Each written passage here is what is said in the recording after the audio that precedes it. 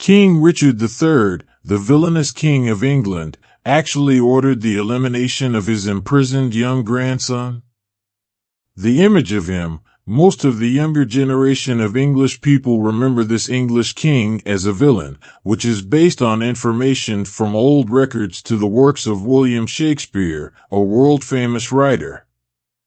The most ingrained image among the younger generation is that he was behind the murder of his two young grandsons who were imprisoned in the Tower, or the so-called two princes in the Tower.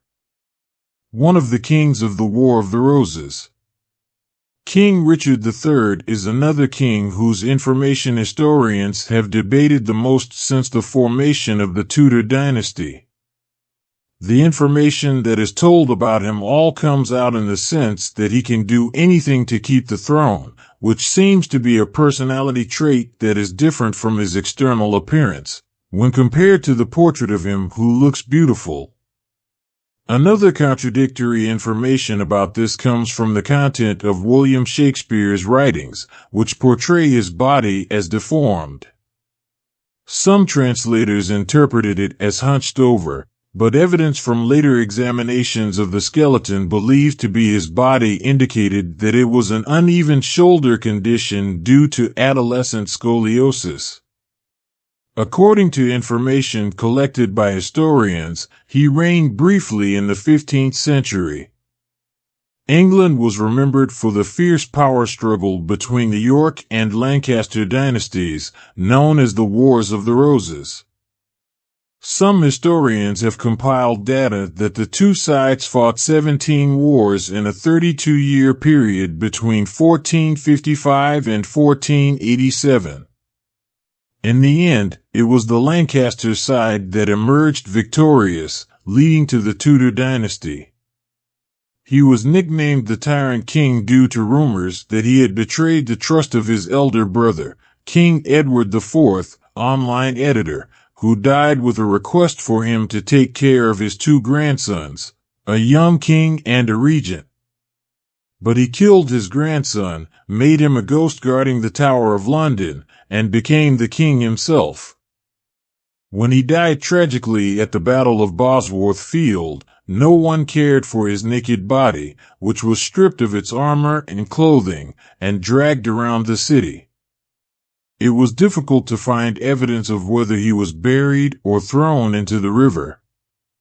Some people did not believe this rumor, and said that since history was written by the victors, he, who was killed at the Battle of Bosworth Field by the nobleman Henry Tudor, who would later become King Henry VII of the Tudor dynasty, might have been falsely accused.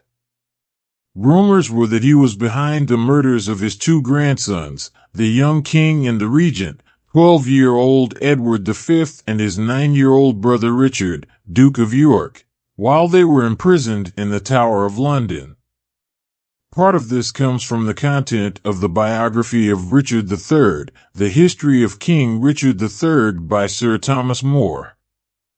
When the writings of Sir Thomas More, a famous politician and philosopher, first gained attention around 1513, the accusation of the murder of his two grandsons was questioned by historians, as were other facts about him.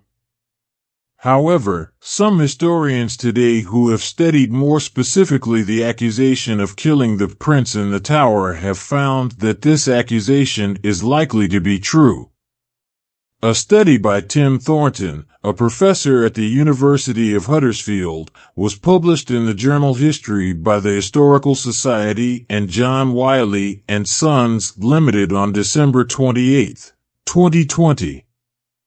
While defenders of Richard III have noted that the accusation lacks substantial evidence, Thornton's study explains that he has found indications that Sir Thomas More, the author of the writings that name those involved in the murders, had an acquaintance who was the son of one of the hired assassins, concluding that More discovered the background to the murders from these acquaintances. In his writings, Sir Thomas More claims that the two perpetrators, Miles Forrest and John Dighton More, were hired by Sir James Tyrrell, a servant in the service of Richard III. Professor Tim Thornton explained in a statement from his school, the University of Huddersfield, "I have found that the sons of the masterminds of the murders are in the court of King Henry VIII of England. They lived and worked at the same time as Sir Thomas More." Sir Thomas did not make up the names of the men in his imagination. We have sufficient evidence to support the belief that the details in Sir Thomas's writings are reliable. Sir Thomas More was appointed Lord Chancellor by Henry VIII in 1529, indicating that he was trusted by the Tudors, for a time only. Some historians have criticized Sir Thomas More's writings, suggesting that he had slandered Richard III at the behest of the Tudors. Henry VII and Henry VIII, who may have wanted to portray the previous monarchs in a negative light.